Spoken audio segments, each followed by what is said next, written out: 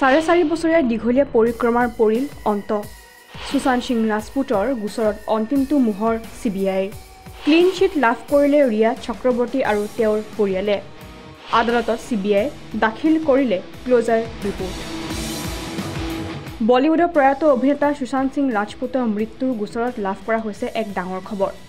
জানিব পৰা মতে এই গোচৰৰ বন্ধৰ বাবে প্ৰতিবেদন CBI মুম্বাইৰ আদালতত ইতিমধ্যে দাখিল কৰিছে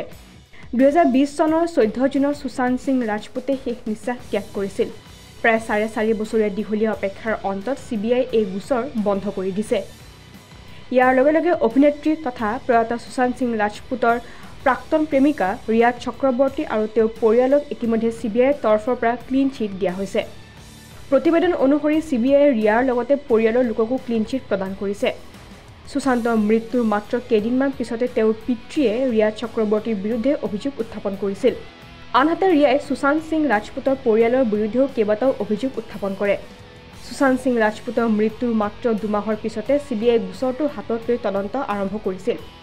প্ৰতিবেদনত স্পষ্টকৈ উল্লেখ কৰা হৈছে যে এনে কোনো প্ৰমাণ পোৱা নগল যিয়ে স্পষ্ট কৰিব পাৰে যে কোনোবাই সুশান্ত সিং ৰাজপুতক চৰম পন্থা ল'বলৈ বাধ্য কৰাইছিল CBIৰ অনুৰোধত এইমছৰ বিশেষজ্ঞসকলেও নিজাববীয়াকৈ এই গোচৰৰ তদন্ত আৰম্ভ কৰিছিল আৰু তেওঁলোকেও উল্লেখ কৰিছে যে এই গোচৰৰ কোনো অনিয়ম নাই উল্লেখযোগ্য যে ফৰেনচিক দলেও সুশান্তৰ হত্যাৰ সম্ভাৱনা ইতিমধ্যে নাকচ কৰিছে